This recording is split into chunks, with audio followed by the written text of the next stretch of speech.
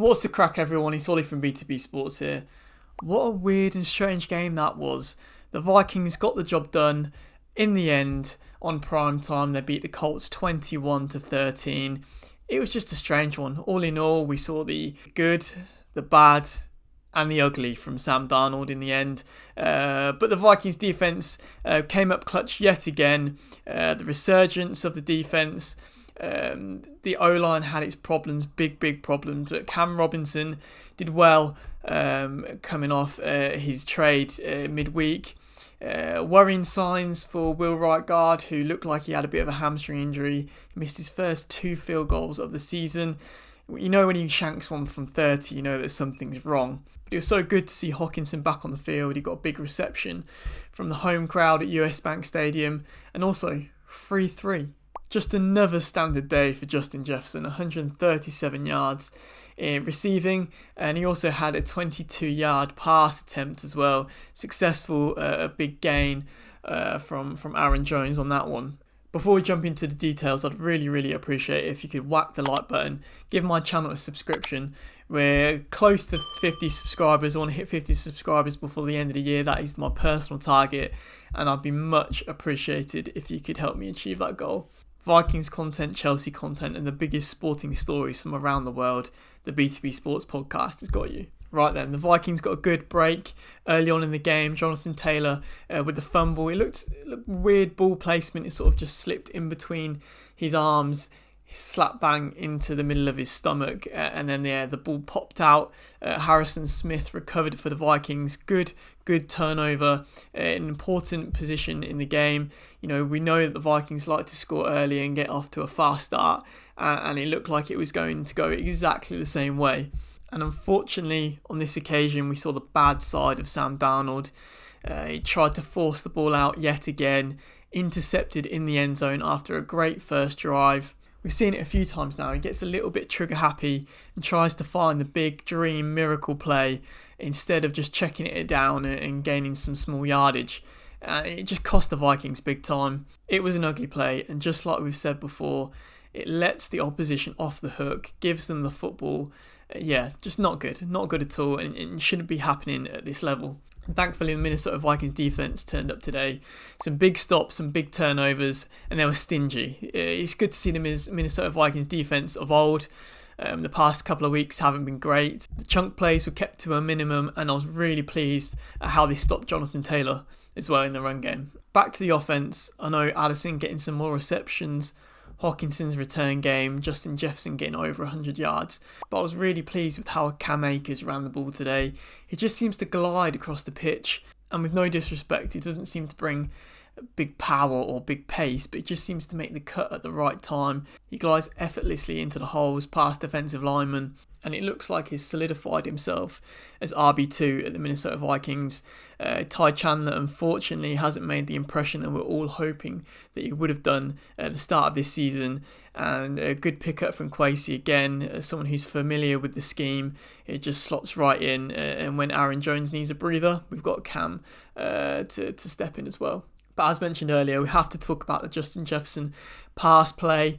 It was a sloppy penalty from Robinson, unfortunately.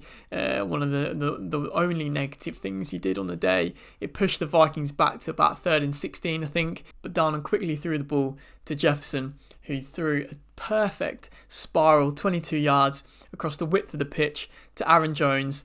And the blockers were in place, a big yardage play, and just what the Vikings needed at that time. Love a bit of trickery from KOC. Jefferson really looked on it today as well. Pass game and receiving game, some big chunk plays in there, and the Colts defense couldn't get anywhere near to him. Again, as we touched on earlier, right guard missed his first field goal of the season. It's from a 54-yarder, so you can't really knock him too much. But he didn't look like he stepped into it properly. He looked like a bit off balance. And it's been revealed that this week in his thigh, he's had a bit of a niggle. So he's gone to have some scans. Hopefully it's not too serious. He's been key, really, to the Vikings' point scoring abilities this season. And if he was to be out for a few weeks, it would be a big blow, to be honest. Talking about blows, Bradbury got steamrolled by Stewart. which led to the fumble and Colts TD. Question on whether Darnold got struck in the face yet again on slow-mo replay. Looked like he did. Probably a little bit more difficult to call, although it's hard to not argue that as a Vikings fan. The O-line, in particular the interior O-line, really struggled today. They seemed to crumble under pressure. Sam Darnold took multiple sacks yet again. You just can't be getting steamrolled like that. That's going to be a highlight reel for sure. It was interesting to see, although Reisner was cleared to play, they stuck it out with Ed Ingram and kept him in the game. We'll see how that develops for the second half of the season. It was a sloppy half with a lot of missed opportunities, but the Vikings came out and put on a much better performance in the second. I like to think KOC went into the locker room and just used it as a clean slate. A new game, clean slate. We've got off to fast starts at the beginning of games this season, so use it as a new game altogether and make the third quarter the new first quarter. And that's exactly what they did. A remarkable catch by Jordan Addison, reached out one-handed, brought it in. Props to Sam Darnold for extending the play and throwing that off balance. Dallas Turner got worked into the game as well. He's putting some pressure on Joe Flacco. Joe Flacco looks seriously old in this game as well. He looks so slow and he looked like a proper 39-year-old out there.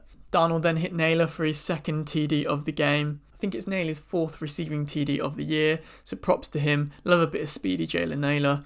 Darnold gave the Vikings fans a little bit of a scare yet again, this time with a left leg injury. He seemed to shake it off and be absolutely fine in the fourth quarter though. As the Colts were chasing the game, Brian Murphy came up with another interception. I know Murphy can be very hot and cold, but I love the fact that he keeps persevering and he always picks up a key interception when we need him the most. However, just when you thought the Vikings were going to put the nail in the coffin, Sam Darnold throws yet again another interception. He was targeting Justin Jefferson and just didn't see the defensive back, cornerback, and yeah, he was easily picked off in the end. Like we said in the intro to this video, the good, the bad and the ugly from Sam Darnold. We had the full experience in this game. The defense stayed strong yet again, only forcing the Colts to a field goal. And this is where Cam Akers really came into play, really took the pressure off the Vikings offense. I think it was back-to-back big runs. And shout out Josh Oliver as well. The pressure was on him today with Hockenson coming back. But yet again, he was there for another touchdown on the season. He can do it all. He can block, he can receive, he can score touchdowns. And if those two can get it going this season, it's going to be one hell of a dangerous tight end duo. At the end of the game, the Vikings got a few big sacks. Jonathan Greenard got 2 on the day. I mean, how many snaps in the red zone did they have? Like 1, 2, if that? And we can't end the video without talking about Harrison Smith. The guy just doesn't age, come up with some huge plays late on in the game. He nearly had an interception, breaking up key back-to-back plays, 3rd and 2 and 4 and 2. The guy's just Benjamin Button. He just doesn't age. He's incredible. Vikings Hall of Famer, NFL Hall of Famer. Yeah, what a guy. Justin Jefferson secured the onside kick and the Vikings get a win. Snaps the 2-game losing streak and we move to 6-2 on the season. A crucial win considering that the Chicago Bears dropped an L to the Cardinals and also that the Detroit Lions beat the Green Bay Packers. So we're safely sat in second spot at the minute and most importantly, we're still only 1 game behind the Lions. We now begin a 3-game away stretch. We've got 2 more games left to play against the AFC South. It's just weird how the scheduling works out this year. We've already beaten the Texans, we've now beaten the Colts. Next up, we've got the Jags and then the Titans. Can we go 4-0 against the AFC South? Most importantly, we just got back to winning ways. It wasn't the prettiest game, it was a strange game. We were sloppy at times, but the defense stepped up and the offense, when we needed them, they got their arse into gear. Let us know your thoughts on that Vikings performance, and personally I'm just glad to go back to noon games. But as always, thank you very much for watching and listening. I much appreciate it. SKOL Vikes and peace out.